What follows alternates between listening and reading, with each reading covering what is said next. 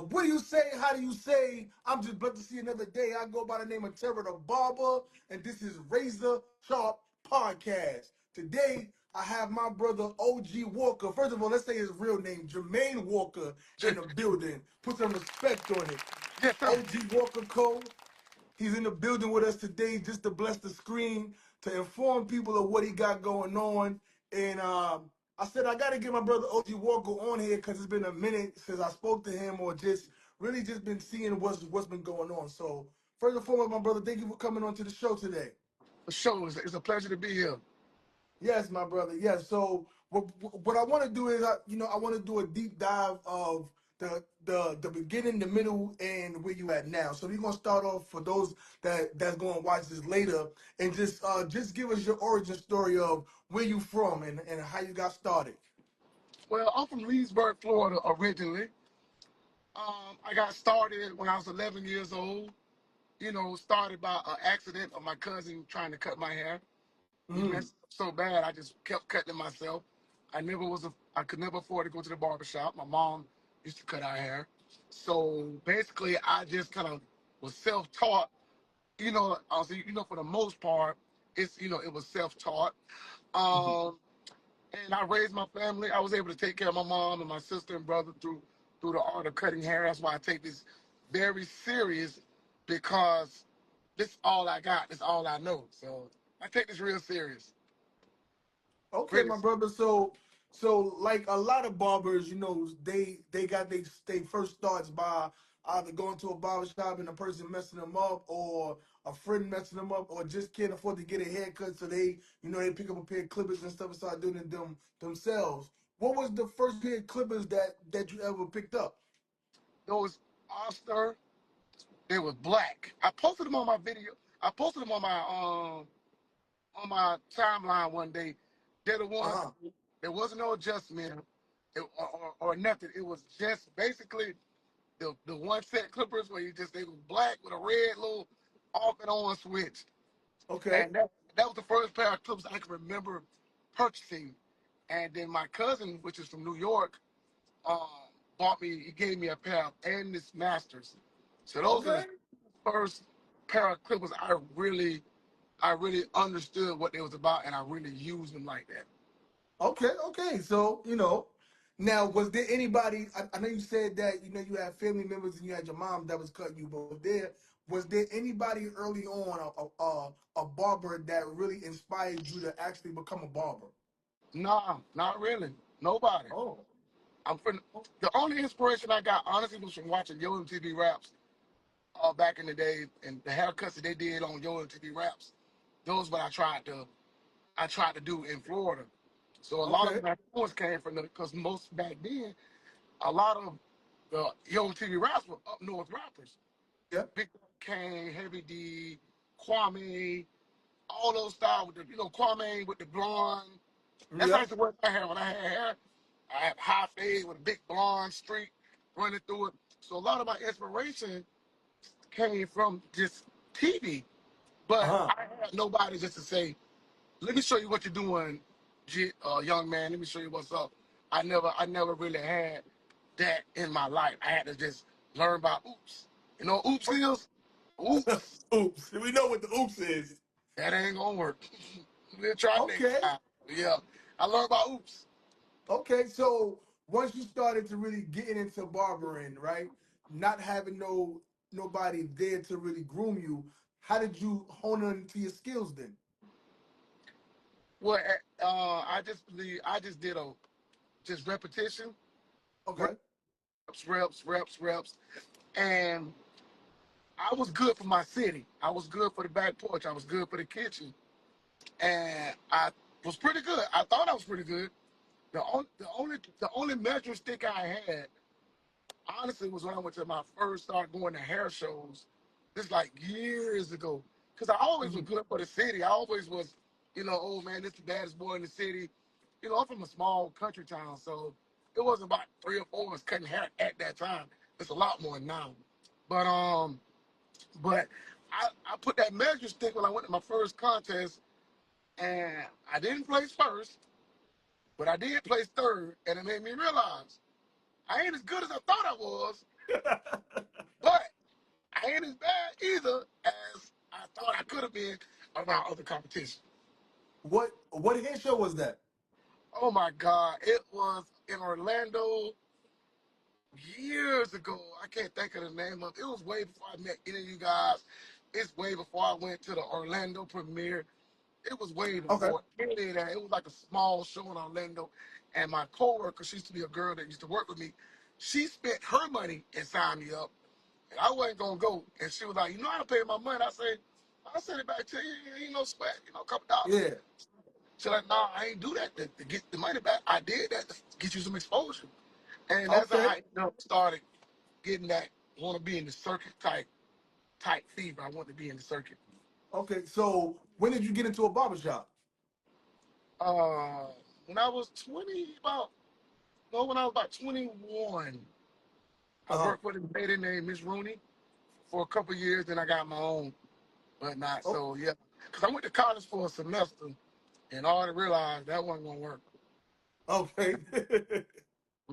That You was college playing wasn't gonna work. sports back then, or what you was doing? Well, I played semi-pro football for a while, Okay. and so I was between football and cutting hair. I love football until I dislocated that elbow and Uh-huh. realized I can't cut with a dislocated elbow. So Yeah. I let that weekend warrior stuff go. Okay, so because I wanted to get an understanding from early on to what was gearing you towards getting into barbering. Then you were starting to learn things about barbering. You saying that you self-taught because there was nobody out there that was really teaching you. Like it wasn't no YouTube then. It wasn't like you could just go into a barber shop and really get the information like how you could do it now. So you really had to do a lot of trial and error. Yeah, yeah. Okay. Did you go to barber school or no? Yes, I went. Actually, I went to cosmetology class local Okay. because after the year of college I went to, I came back, went to cosmetology class, and actually slept through most of that. Just they they never messed with me because I always was pretty good with the clippers, so I was able to help the other students learn how to cut hair. Okay. So as I helped them, they just kind of let me. I used to hang out there. Used to be come to class from getting home 4 o'clock in the morning, go to school the next day, just go to sleep. They'd be like, just leave him alone. He'll wake up eventually. I wish I would Yeah. have paid more attention in class because right now there's still things that I'm not good at because of me being lazy or just hanging out too much. Like with hair color, I can color, but I can't really color.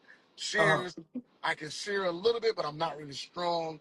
So it's things that I should have paid attention to in school that Yeah. now it's a handicap. I just got good in what I knew how to good in, get good in, and that's mostly cutting African Americans, short hair.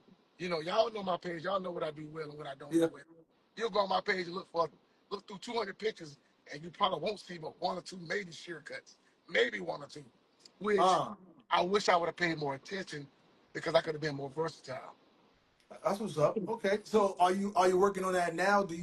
Are you taking these opportunities to go to these places to learn how to do better shear work and start working on color? I Okay. could do. I mean, I could do. If you ask for a basic color, I can do it. But you know, but now because I actually have an instructor, like a young lady that what I'm saying. I mean, which is my wife. She's a colorologist. Okay. I I don't I don't really worry about color like that or sheer cuts. Now I should be learning more, but I just really got good at what I know I'm good at. I Okay, just I kind of mean, there's nothing wrong with that. A lot of times we get set in our ways, and as long as we don't decline with our technique, because there's barbers, that's seasoned in the game that I see they work now. You start seeing them that they starting to dwindle down. Like they blends is not what it used to be. They lines is not what it used to be. They don't got that barber eye no more. But as long as you're able to stay consistent, to still be sharp with what you do and what put food on the table, I believe then that's all that you really need. I got a question. Why? And this is a question for the audience as well, the people that's on here. Why do you think barbers dwindle down? What do you think happens in their life that they dwindle? Because I have an answer. I'm just asking a question for a question. But what It's you just think? What you think? I believe is the lack of the continuing education.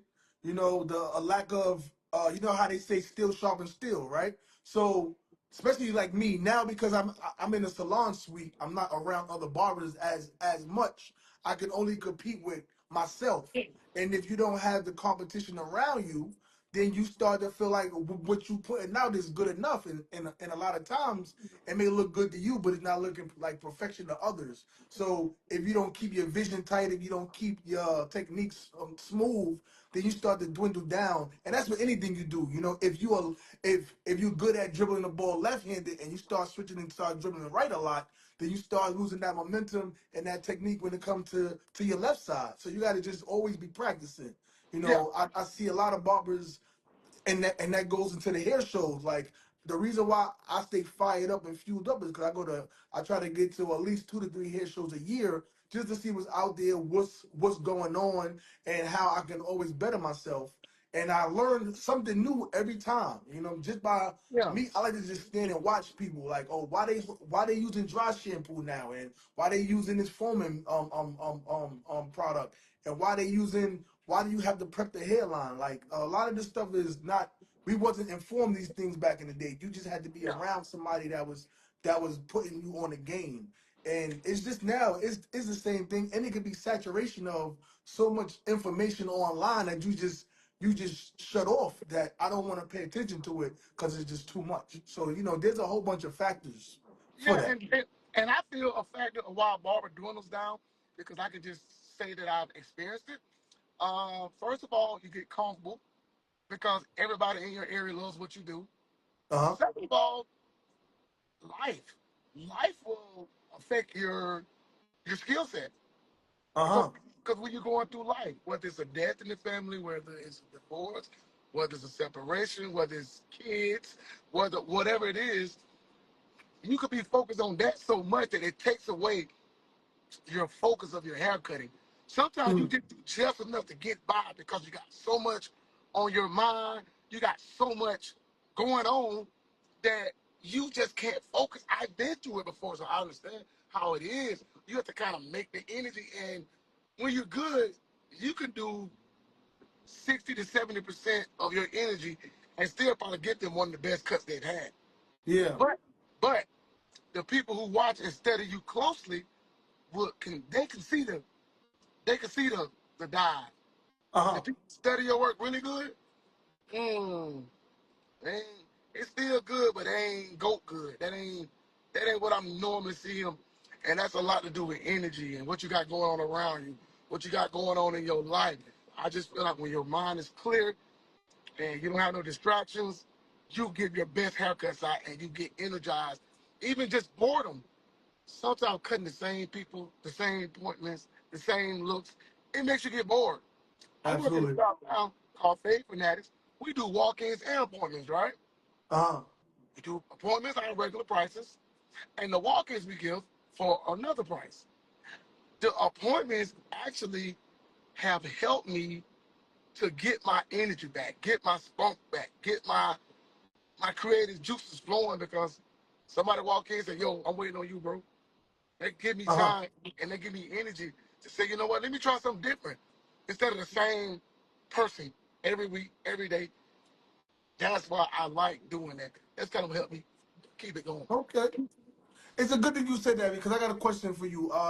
When it comes to the walk-ins and appointments and having two different prices, how does that work? Because I hear that talk a lot lately, and I'm just confused of that model. Can you explain that? Okay, this is what it is. Appointment means you don't want to wait. Appointment means you want to come in, you want to get shampoo, you want, if you want enhancements. A lot of my appointments don't even get enhancements. But that means that you know you want to be in at 10 and you're out by 10:30, right? That means that you have a time. Yeah. Walk-ins, I charge my appointments start at about 50 to about 75, right? That's Uh-huh. appointment, in and out, no waiting, no nothing. We do walk-ins, no shampoo, no enhancements, none of that. You just get a basic cut for 25 to 30. So Okay. what that does, and some people look at it like, nah, I wouldn't do that there. But the thing about it is, we all are appointmented out. That's what we say. But sometimes we sit down for 3, 4 hours between appointments. Talk about So it. what? So what the guy that I work for has learned. Okay, you know what? Some people just get up and say, "I want a haircut," and they're not really even picky about how it turns out. Just give me a cut, and so that's how we start to mix in the appointments with the walk-ins. Now, if you do a walk-in on Friday, you may be sitting 4 or 5 hours Uh-huh. because we're appointmented back to back. But I just said, if you want to get up tomorrow morning, 10 o'clock, I need a haircut. You can come get a haircut and don't have to wait as long. So that's why we just kind of do the mix. It really has. It's actually, to be honest, it's added a lot more money to my weekly, a lot more money. Oh, Cause okay. I can do a haircut in 10 minutes. This basic haircut, Yeah. 10 minutes. It don't take long. It don't take 30, 40 minutes. I can do a basic cut, shave. You ain't getting no hot towel. You ain't getting none of that. You just getting a basic. It's like getting a basic hamburger, cheese, Yeah. meat, bread. That's it. Now, if you want that deluxe burger with all the fixings and all that stuff, you got to pay for that. You So got to that's pay kind for that of deluxe. yeah. So that's kind of our motto, and I got behind the vision, and people are like, wow, you really do, and it just made people feel like I'm approachable now. People that used to wouldn't approach me because they feel like, first of all, I ain't got $60. Second of all, he always so busy that he's booked up. Now it's to the point where I can go to OG and get a cut. I can go Okay. win. I feel approachable now. That I can go to OG and say, "Can you cut my hair?" And I'm gonna be like, "Yeah, you got about one or two, got a couple in front of you, but sure, have a seat." And it's working out great. Nice. So, there's a lot of talk in the industry right now about this monthly membership thing, right? There was one barber I think out of Texas that was talking about it, and I got a lot of eyes on it, and now I see a lot of other barbers are starting to implement that and they advertising it. What's your thoughts on that? Well, I feel what works for them. I respect that if it works for them because you already know basically what you're gonna get that month. I wouldn't want to do it because I feel like I'm cutting you in half for free the rest of the month, Okay. and I don't think I'm gonna give you all the energy. Now, some people may implement it. I know a couple guys that do it, and it works for them. So what works for them may not work for me. Not to say it's Okay. wrong. Not to say it's wrong because I respect how people run their business. But for me, if I cut your hair and you give me all the way for the month, and then you want to pop in on this day, pop in on that day, nah. I really every time you leave my chip, I need to have that money in my hand. I don't want to be. But to each his own. I will respect Um, that. and you say that you need the money in your hand. What's your thoughts on? Because this is one thing that's been irking my nerves. What's your thoughts on a client that may book you? They get in your chair, and as soon as they sit in the chair, and you finish cutting their hair, they say, "Yo, bro, do you mind?" This is now. This is somebody that you've been rocking with for a while, and they say, "Yo, bro, you mind if I pay you to tomorrow with my check clear?" I used to do that. I used to Uh huh. find myself. I used to find myself on Fridays. I got 4 or 5 guys in a row. Hey, I pay every 2 weeks. Don't pay every 2 weeks. Or I got you, and I'm working hard, and I'm coming home with a fraction of the money. I mean, I had guys. Hey, man, I can pay you every 2 weeks when I get my check. You don't pay them girls every 2 weeks. You don't pay that food every 2 weeks. Nah, I need my money when you get out that chair. I don't play about that bread. No, we gonna do that. So how do you stay stern without getting the client upset that they want to that they don't want to book with you, or you If just they, like, all right, whatever. if they can't understand that I need my money, because when they go to the shoe store, they don't ask them, "Can I pay them tomorrow? Can I pay y'all next week?" Why ask me? If that client doesn't want to pay like that, then he maybe not my client anymore. They need to go somewhere else who will allow them. But we're not doing that. I used to be, bro. It's a lot I won't say something about, but my money, I'm gonna say something about that money. Uh We're gonna talk about this money. We ain't gonna. That's even like when I, owning shops, booth rent. Oh no, there's a non-negotiable. I need that. Ain't no, can I pay next week? And I'm running a little bit behind. You finna run way behind because you finna owe this money. huh. Yeah, nah, we don't play it. Speaking about shops and booth rent, do you own your shop or you still renting? Well, actually, I own my shop in Leesburg. Okay. I used to own it, right? I sold it to some guys I used to work for, right? But no, they used to work for me. Okay. And I went and worked with a young man that has worked with me for 18 years. He went on the other side of town and opened up his own. He had Okay. his own vision. He had his own way he wanted to do things, and I just jumped on board with him and work at his shop. Okay. But yeah, but what you were saying, but I still do own a shop in Orlando, as well. But I work more in Leesburg now because of the clientele. That's where I'm from. So but I still have some good clients in Orlando as well. Okay. Okay. Yeah. I was just curious because I see a lot of barbers nowadays, especially barbers that have decades in the game like you. You know, they either tend to go from owning shops or owning multiple shops, or just say that that rent is cost and that they still want to cut, but they go into suites. Or there's a whole bunch of different ways that you can maneuver within your journey. And I was just curious if you were still owning, was you renting, was you doing suites now? What was the case? You know what I'm saying? I don't really do the suites. I had a suite in Orlando, and it's a good one-on-one time with that client, but it's just some experiences that's in the barbershop that you can't get around. Like, even when you're going through something, bro, you can go to the barbershop and you get a clown coming there just acting up, man. Some people just not gonna let you have a bad day, bro. They gonna come in Yeah. talking crazy, got you laughing, and that's just something I'm not willing to give up right now. Just to Uh-huh. because it's life be life, and sometimes you have a lot in your mind. But when you in that barbershop and you got, especially some of the guys, one of the guys I work with, he got something to say about everything, and it's be funny. So it'll kind of, when you're having a bad day, you still, you get to work and people laughing. Certain clients come in, they gonna act a fool. So he be Yeah. like, here he go, and it just kind of make the day go by. That's a fact. I left the barber shop in December. I left it on my birthday.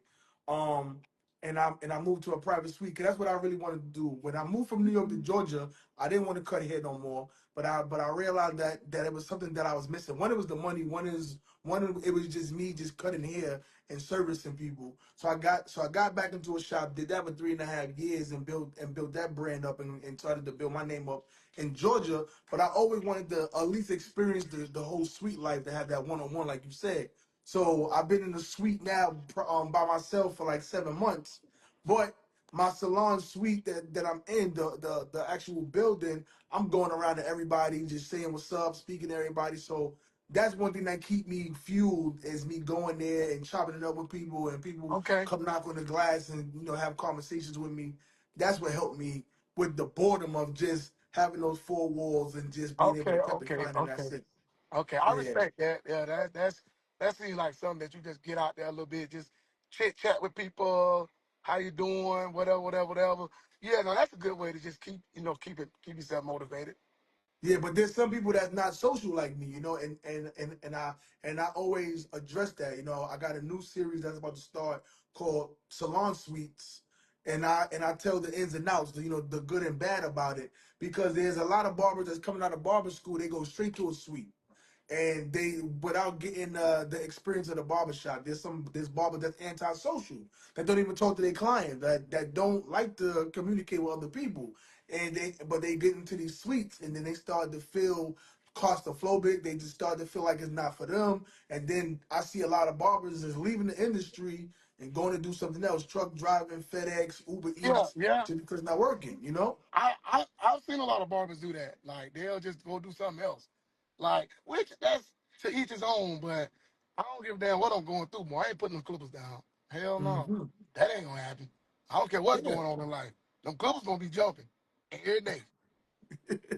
Plus, there's nothing like working for yourself, knowing that you can make however amount of money that you want to make just by having a skill, right? Yeah. And there's nothing wrong because me, I've been working at Delta Airlines for 10 years. I've been barbering for 15 years. I've always had that where I'm going to be doing two things.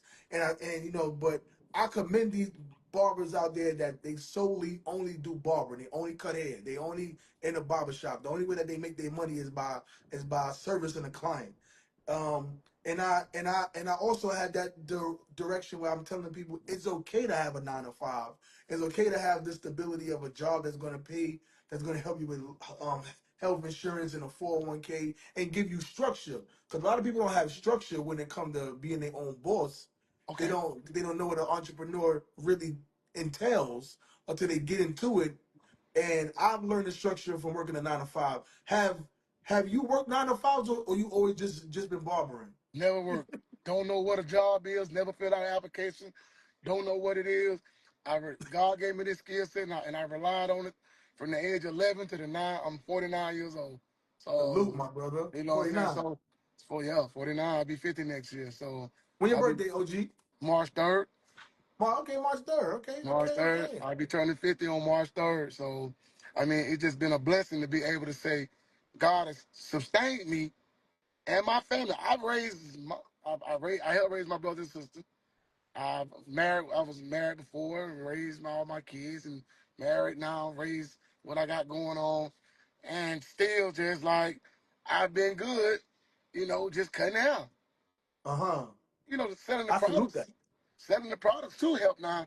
The selling the Yeah. yeah, the OG Walker brand helps too now. But Uh-huh. the main thing gonna be the main thing. I'm gonna cut me some hair. Okay, so let's get into that, right? Because the first time I met you was at one of the Bronner Brothers hair shows, right? Yeah, And from there, every time I go to a hair show, I'm always seeing you. It was just but the first time I met you, you was working with Black Solutions. yeah. And you was cutting with them, selling the brand. Did you ever have partnership with them, or you was just one of the platform Nah, artists? I just did Okay. platform artists, man. And my folks, man, they gave me the exposure that I needed, But that nah, I was just people thought that was my company. They We thought all it was did. We mine. all did. Yeah, Yeah. everybody thought it was like dang, you know what I'm saying? Like, hey man, what's going on? That's your company. I said, nah, I work for them. Whatnot. But man, them my people, man, Danielle and Robin, them the owners, whatnot, man. They gave me they used to send me on flights and stuff, hotels. I never flew until I met them. I never caught a plane or nothing. And Wow. then Okay. the time I got done with them, looked like I done flew about 150 times messing with them. So Okay. yeah, Are yeah. they still around now? They kind of don't do it as much, but they still have the product. The The product. sisters, we talk. Me and the little sister talk. We talk a couple times a year. The big sister, if I really ever need something, I can always go to her. I can always chat with her. We just kind of, split ways. After 2019, we split ways, and then I went through a divorce in 2019. So it's like everything kind of changed, and that's when I just said I'm gonna do my own product. And that's Uh-huh. how with the OG brand, because Was that around the same time that you revamped yourself? Because I remember you having to go grills. You know what I'm saying? mhm. That was a Weight. I that was a lost a lot of Florida weight that thing, yeah, huh? and I lost a lot of weight that year. You Kind was of working out. I remember that. yeah, working out, added. You know what I'm saying? So yeah, that was just kind of the whole transformation thing, and took the goals out. And it's been working for me for that. That's what's up. I mean, but that's how you level up, you know? You gotta level up because I know the Florida thing that have the gold fronts, and but then when you want to step up to that next level where people are going to start wanting to invest in you and see you in a different light, you know you gotta change up a little bit. And Yeah, I seen you was first you took out the grills and then you started working out, you started to get chiseled, starting to get all brocky and all that. I was yeah, like, talk it yo, up a little bit. so I just you left the know? gym now. Ever since then, I still have always maintained. Cause I used to weigh like 250, 255, something up in there. I'm now, if I get over 212, it's a problem. You know what I'm saying? So, Uh-huh. like, I keep myself decent. I work out a little more at certain times of year than other times, but I don't eat crazy. I don't eat bad. I just eat Mm. decent. Because I just have more confidence when I'm smaller, no gold teeth. I feel like I can speak to the camera and not have to hide the golds and some all chipped up and all that stuff. Nah, I just like the whites. I like the whites. Trust me, I understand that because when you did your transformation, I was paying attention to what you was doing, and I said, I gotta draw back a little bit more. And I see OG doing something because I looked up to you, I looked at the Al Millions, Sir Reg, there was a lot of people that was coming in around that same time when the barbering really started to get popular. And I Yeah. said, you were one of the people that I always would always pay attention to, watch, always try to fellowship. Was you back in the days into the admin thing with coming onto the conference calls and stuff Well, talk about went on with who now? with Al Millions? and No, admin.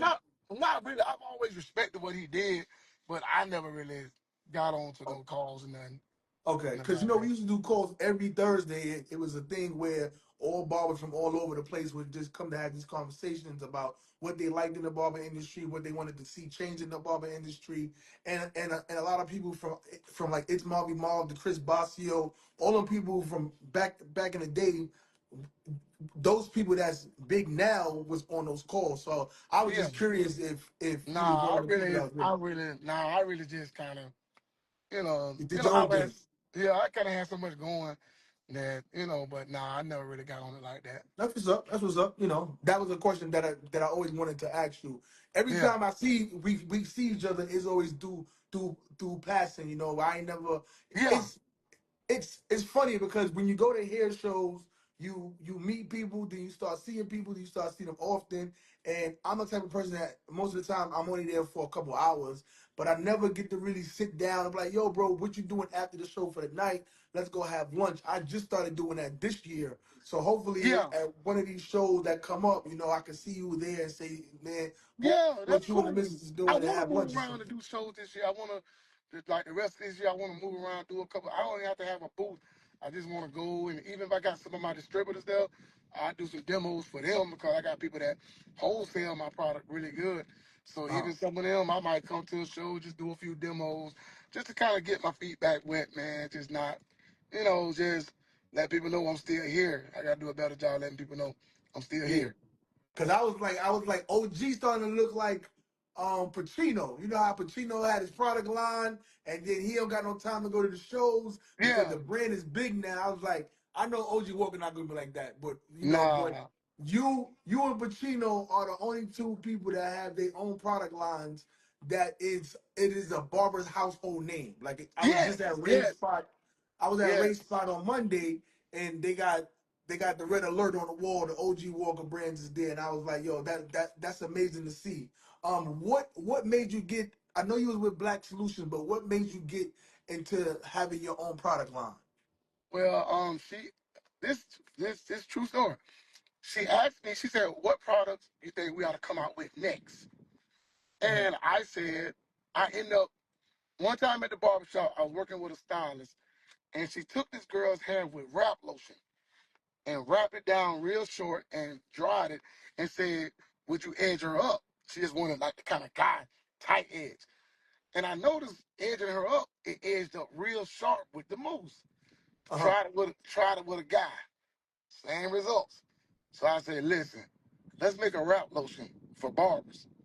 And true fact, she said, nah, there's enough wrap lotion out there. I said, what if we just make it for barbers? Uh huh. And she was like, no, I'm not really interested in that, G. So what I did is I went and got my own, like a chemist. I found a chemist, and then we we started calling it barber juice because that's when I had my own line site. So it was Barber Jewels Red Alert, right? Yeah. And it was starting to move. Now I switched to OG when I got to 100,000 followers. Cause all the young people used to be out, yo, what's up, OG? I'm like, first, like, y'all calling me old. They was like, nah, it's a sign of respect. OG, like, we respect what you're doing, bro. Yeah. So I said, you know what? When I go to 100,000 followers, I'm gonna switch my name to OG Walker. And that's how I ended up with OG Walker. And I started with the rap lotion. Then when me and Black Solutions moved apart from each other, I did the glass, which is my line of sprints. Yep. And I started getting my own color made.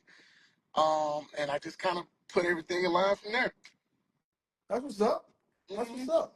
So yeah. So now with your product line and it's out there, is it sold in almost all of the barber supplies stores?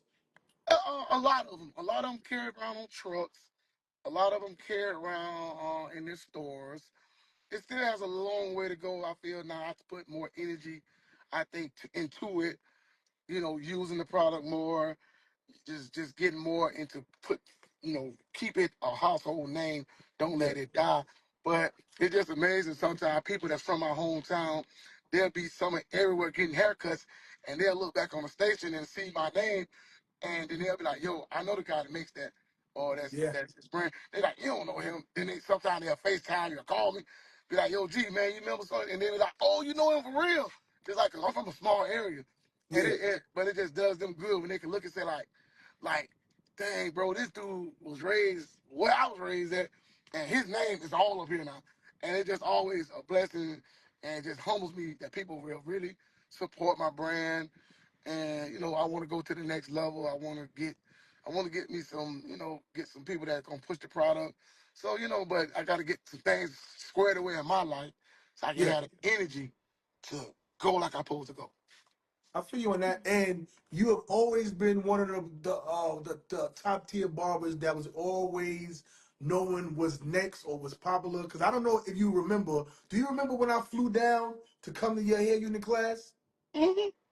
Yeah, So, and me and my boy Cal the barber from Queens, we had flew down to do your hair unit class, and your class wasn't the first class I've taken, but it was the most informative, and it was the type of hands-on experience that every barber needed. yeah, yeah, And when I came back, of course, everybody wanted to learn. Yo, show us what you learned, blah, blah, blah. But I said OG Walker technique was one of the best techniques when it came to doing the individual strands to make a full unit that I've ever seen. And then of course other people was taking your class and then they were doing it also. But you yeah, always Sting, been yeah, one of those dudes. yeah. I Oh, appreciate that, and I still do it a lot. I do more now hairline replacements.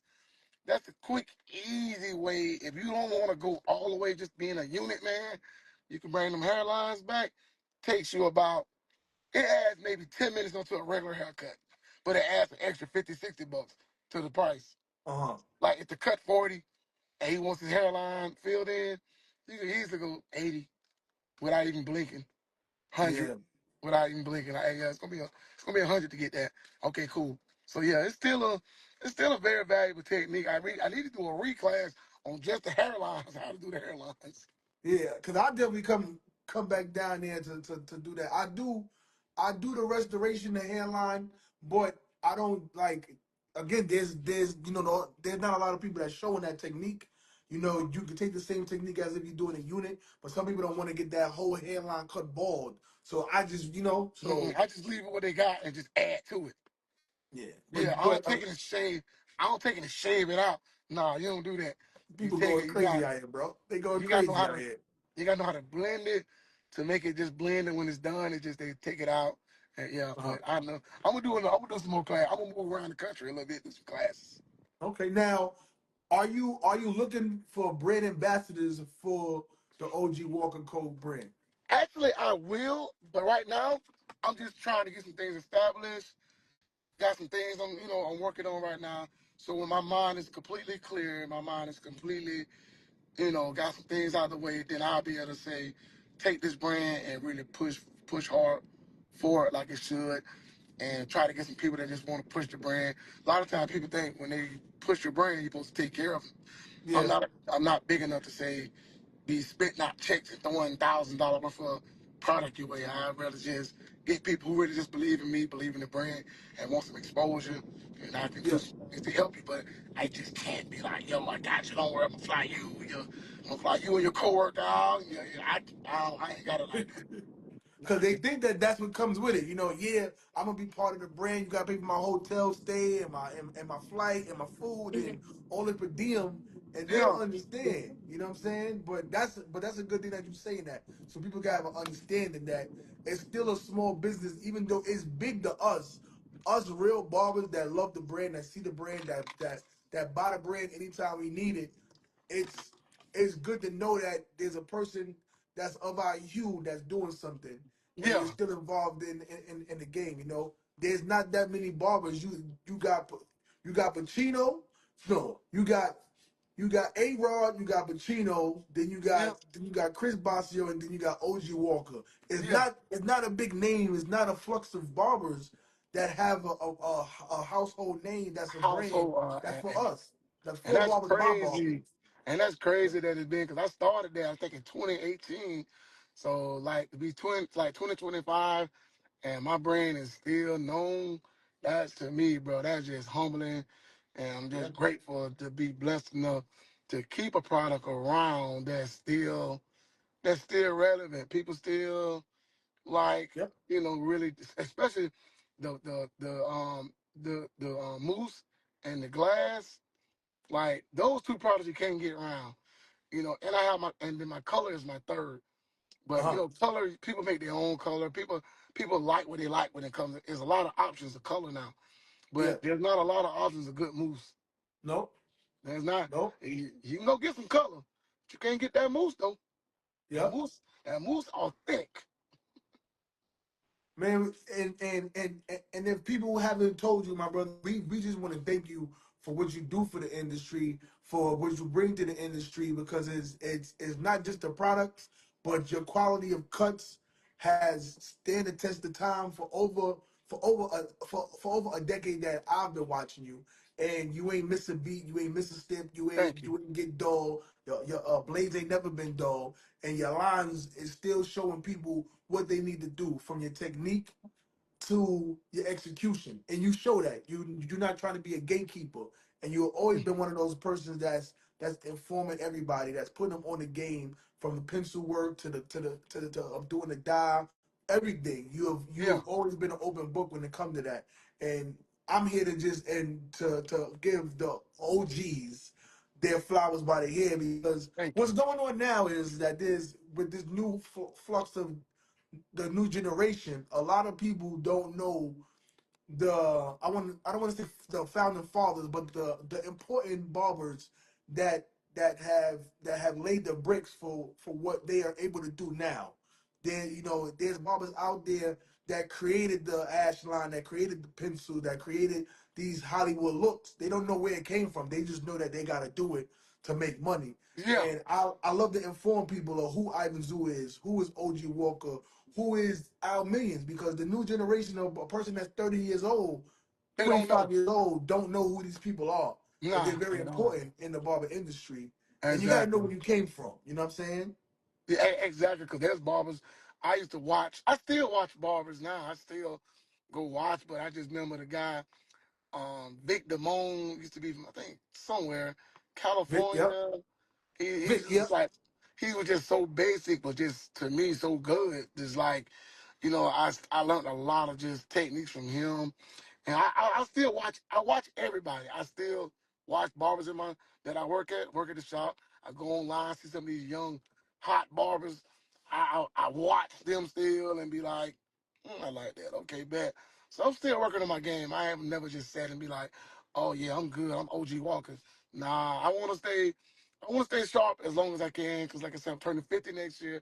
So I really want to get this game about 10 more years, because I Uh-huh. still like it.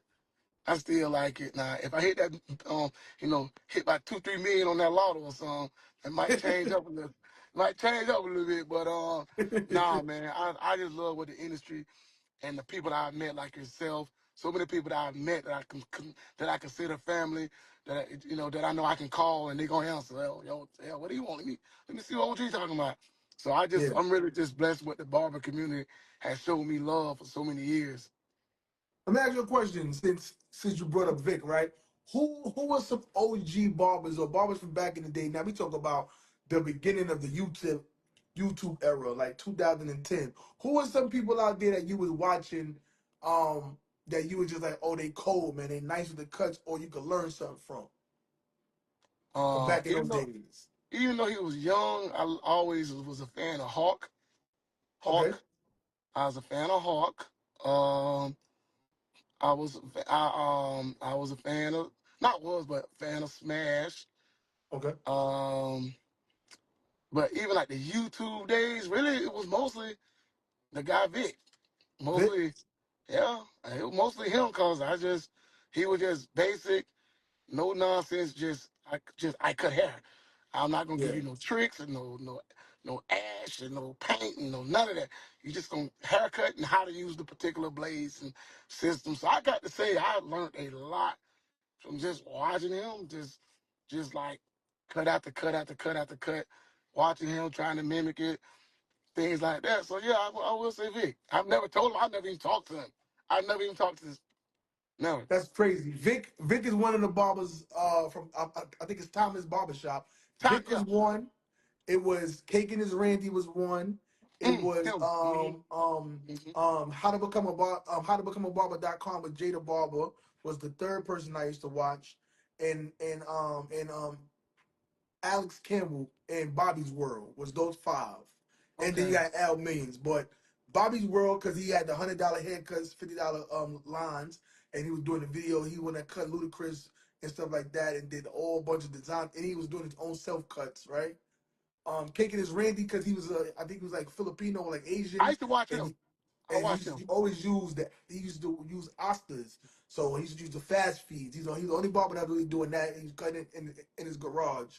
Then you had Vic. Of course, Vic was always nice with just and just teach you the fundamentals and all the steps.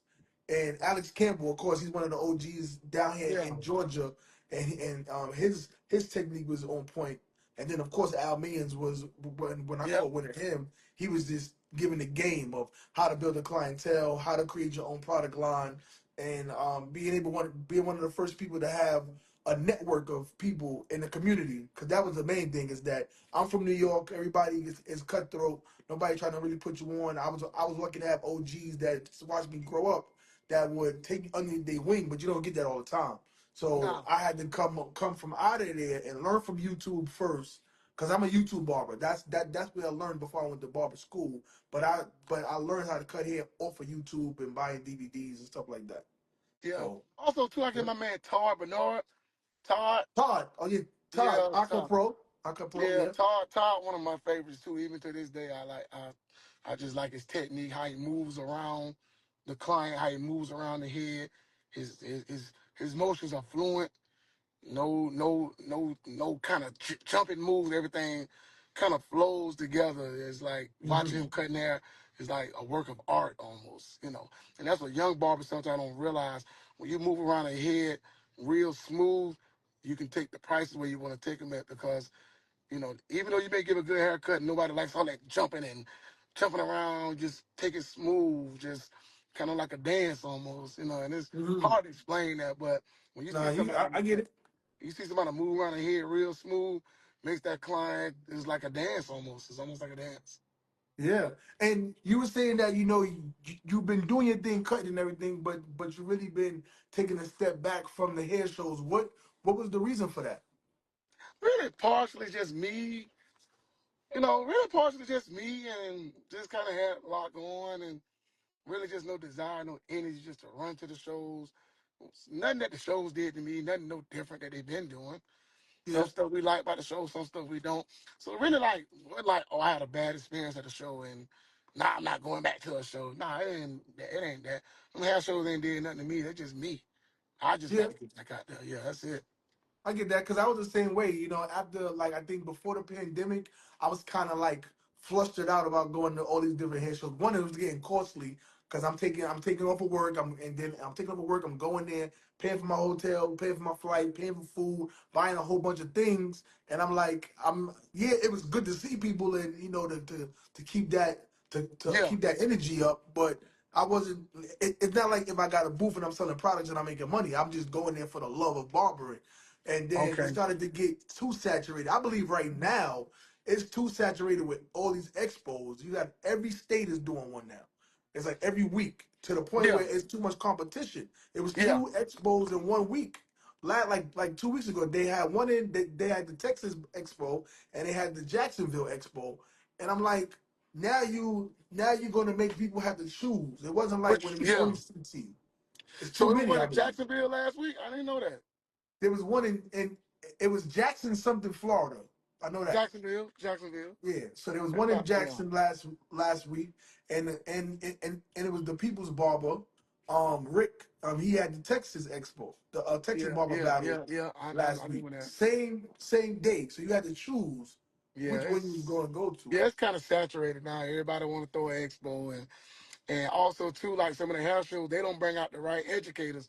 You got to still bring out some people that's relevant. That people going. Sometimes people just bring out their buddies, but they don't reach out to the ones who really can. People will come out to see them. Like, you know what? If this person here, I come see him. Yeah. And then some of the educators don't even want to cut hair no more.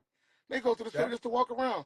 Pick them damn clippers up. Let's see what you can do in person. those those are the ones that's acting Hollywood. Like we went from barbers being the one that cut the celebrity to now the barber is the celebrity, and they make it seem like they forget that if a client don't sit in their chair, they not making no money. At all. No, everybody now don't want to cut. That's why when I built my brand, even with Black Solutions, they had to tell me to stop. Hey, you need to slow down. And that's when they brought in Trippy and my man Busy. Them, my boys, we still cool to this day. I haven't seen them guys in a Uh while. But they don't, like when they brought them in, I was able to take a break. Because I used to sit there in Atlanta and line them up. I'm gonna cut everything moving. And they're like, you gonna wear yourself out, man. I'm like, so then they brought in two other guys to kind of help relieve and use me more of just talking to people. But yeah. I just still at the shows. If I come to a show now, I'm coming to cut something. Somebody gonna get a haircut. I ain't Hollywood like that. Nah. That's what's up, my brother. So for us to, end this, and I definitely want to say thank you for coming on to just dropping gems. A question that I asked, there was a lot of things I know that people are going to be able to pick from. Um, you saying that you're really gearing up to make sure that you're at a good head, that you're in a good headspace, and you're ready to take the brand to the next level. Where do you see yourself? Not the brand, but where do you see yourself in the next 5 years? 5 years. Hopefully the brand then will become $1 million brand. I still want to cut hair. And honestly, just focusing on me, making sure keep my health up, keep my nutrition up. Too old for kids, so that ain't gonna happen no time soon. No time. I'm 50. What I'm doing with a baby. So really, man, just kind of making sure my brain go good. I keep myself healthy, keep myself looking best I can, and that's about it. Just continue to cut hair. Nothing major, nothing I'm trying new, trying to nothing extra. Just want to just take what I already have and make it stay consistent and run like a well-oiled machine. That's it. That's what's up, brother. And I like to highlight my wife and her being the one that keeps me grounded, keep me leveled. I see that you show a little bit of your life online. How important is it to have a person that's going to support you and fuel you and push you to reach your highest heights? Actually, that's most important because when somebody believes your dream, believes your vision, and they help, not just, oh yeah, babe, that is so good, good job. No, when they get their hands dirty like you, it really helps you go. It's like this: either you want somebody with you that's gonna help, or be by yourself. Because it's Hmm. better you by yourself and you do it than to have somebody there that don't believe in it. Because I've been part of sometimes you be in something nobody really believes in it. But I've been part of too when somebody, you know what, you want to make it, let's go. So it's important to either be by yourself or have somebody that's gonna help you. And I've had That somebody that helps, helps push the brand, make sales, make stuff, for the brand. So yeah, it's important. That's what's up. So what's you gonna be doing the brand, you building the brand, you building the products. I don't see no kind of tell-all book. I don't see a barber book from you. Do you plan on writing a book or putting something like that I've out? been approached by a book, and I honestly think I want to give myself to January to get my head space, to get my mental where it needs to be at, just take care of some things, and by then my energies will be where it need to be at, and then I can say possibly do a book, do some other things that I know I can do. It's just you gotta, a clear mind is a thing that you need, a clear mind, and That's what's understanding up. what's going on. So when your mind clear, you got a lot more energy, you got a lot more motion, you got a lot more enthusiasm. So I'm just waiting on my enthusiasm to get where it needs to get at, just get some things worked out in life. And then from there, you might see a whole new OG, move Mhm. around more, coming to shows, coming to visit different cities, just, like I used to. That's what's up, my brother. Well, it's definitely good to hear that you're on your journey to, not just bettering yourself, but better in health, spirit, body, mind. And we just want to pour you nothing but positive energy. If the people around you don't say it, I'ma say it, and because we got to speak it out there into existence. So we're gonna continue to keep you covered, my brother, because you are Thank very you. important in the barber industry, and we lose people all the time, and they don't never know how great they was until they gone. So we want to Until just they let you know go. Yeah. today that you are an amazing person, my brother. You're an amazing barber. You are influential in this barber industry. We scissor salute you, my brother, for everything Yes, that you sir. have done and the things you're gonna do in the future. And if you want to just tell anybody out there anything, but before I close it out. No, I just appreciate all y'all who have supported. I appreciate my brothers. Tara, we've been cool for years, years. So when he called me, like, yo, bro, hit me up. Yo, bro, I need you. I made time. I'm gonna make time for him. But everybody who has ever supported me, even with Black Solutions or whatever I got going, I don't care if you bought one product and didn't buy any more. I just appreciate the support. I will give y'all back that old Germaine Walker. Like my coworker like to tease me. He said he called me like back in the day like the fat G. He said we want that fat G energy back, right? You know what I'm saying? I was chubbier then, but I understand what he's saying. He's saying I want that. He said couldn't nobody outcut that fat G. You know what I'm saying? So I was in a good headspace then, a really good, everything was running good. You know what I'm saying? So, man, I just appreciate everybody for tuning in. And when you see it later, man, I appreciate everybody down here, man, that's giving me love, man. I just appreciate all y'all. And anything I can do, if you need me to, if you ever got a subject that you hitting that you want me just to chime in, I'll be glad to. I need the more reps anyway. I need reps. I need just to kind of get Appreciate you. back to. So if y'all doing a little discussion, like, yo, G, we discussing Clipper choices. I don't care, whatever it is. Just Uh-huh. bring me in, bro. I love the energy. I love to get back in there. Yep. And make sure you guys checking out OG Walker. That's O_G Walker on Instagram. Also go to the website ogwalkerco.com to support him and buy his products. Make sure you guys lock in with that red alert. You need the red alert, but you need every single one on there, especially the conditioner. You need the hairline spray. You need the semi-color. You need Need all everything. that. So just All fill that. your cart up and support my brother because it's full barbers by barbers, and we need to continue to support each other. So this your boy Terry the Bubba, Razor Sharp Podcast. Make sure you guys like, comment, and subscribe, and we see you guys next time. Peace. Peace. My brother, I appreciate you. Yes, Come sir. on.